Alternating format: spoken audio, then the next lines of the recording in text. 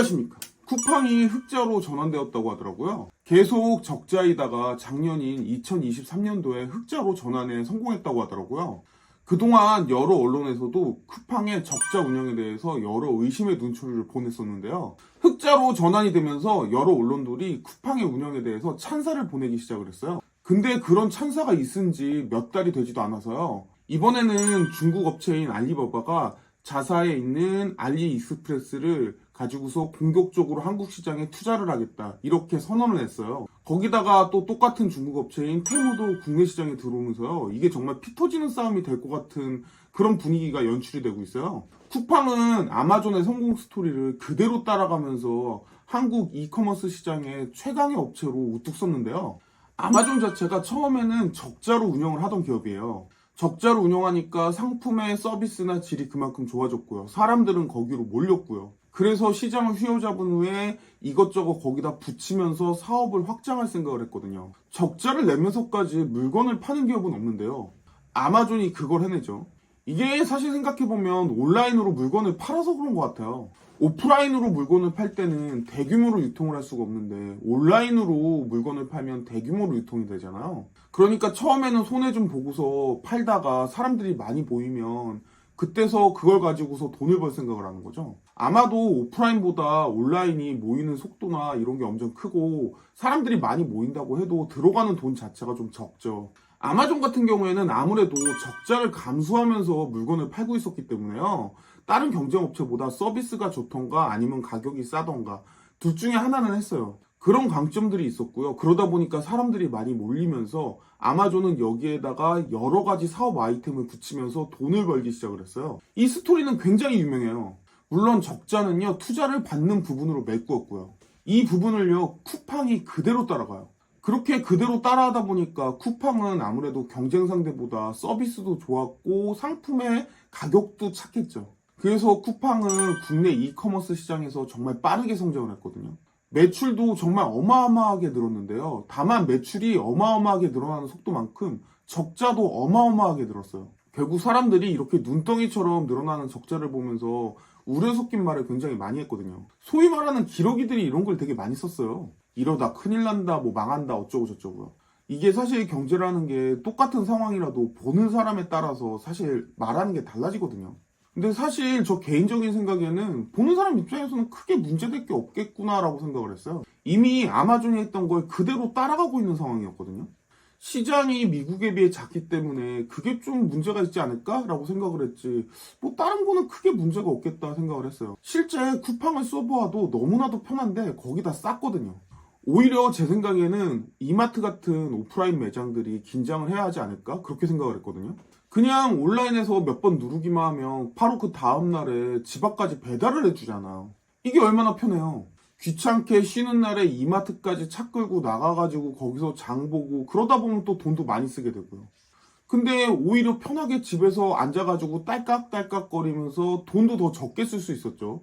생각을 하면서 물건을 고를 수가 있잖아요. 가장 큰 단점이라면 직접 눈으로 보고서 물건을 고르는 게 아니라는 게 그게 가장 컸죠. 다만 상품평을 읽어보면 어느 정도 감이 오는 상황이었거든요. 그래서 굳이 정말 이마트를 가야 하나? 라는 생각이 많이 들기는 했어요. 옛날에 동네 슈퍼들이 이마트 같은 대형 유통업체가 생기면서 망한 걸 생각을 해보면요.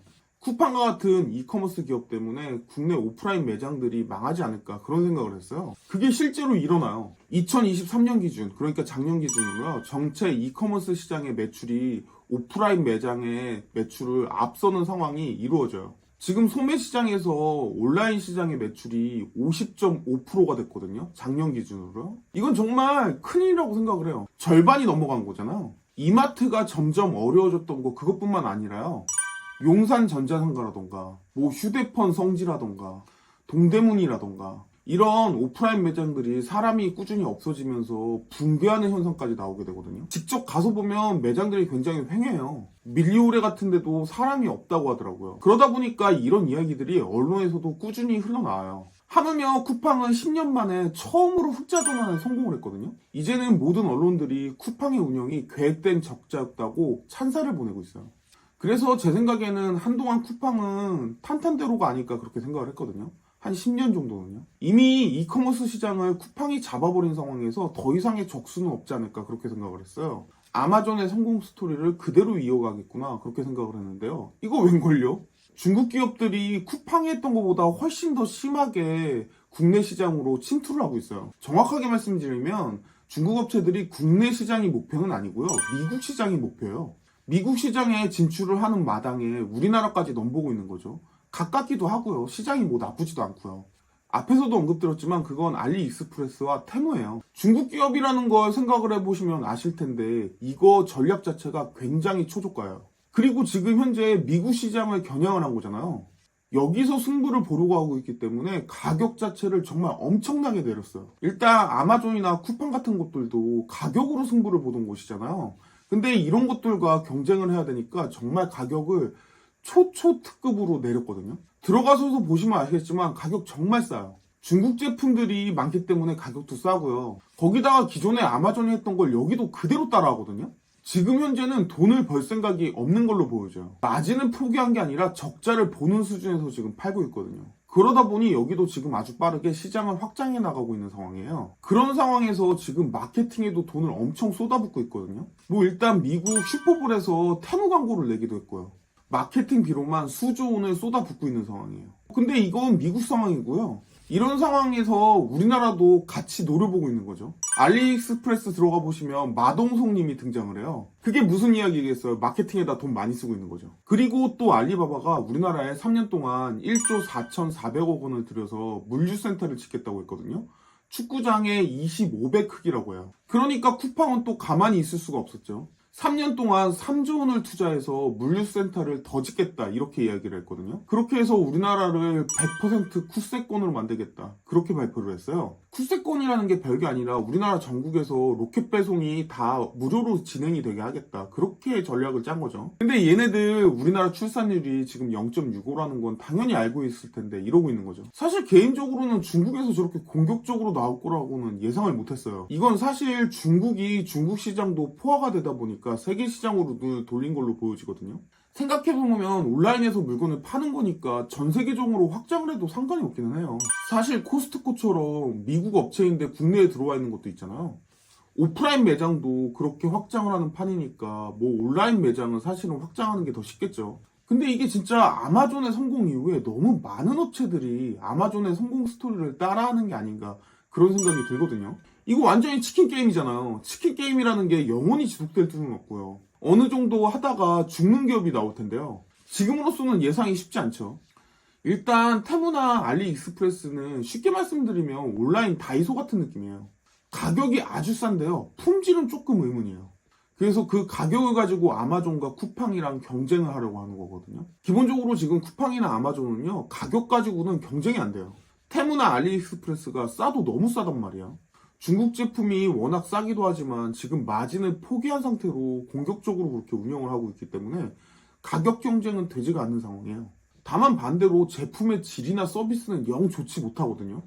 기본적으로 상품이 오는데 걸리는 시간도 2일에서 5일 정도라고 이야기를 하는데요.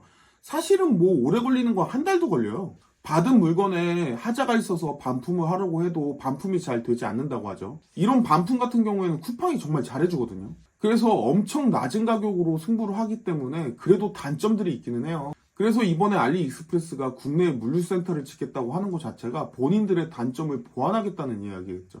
쿠팡 입장에서도 아주 큰 위기가 될 수 있는 상황이거든요.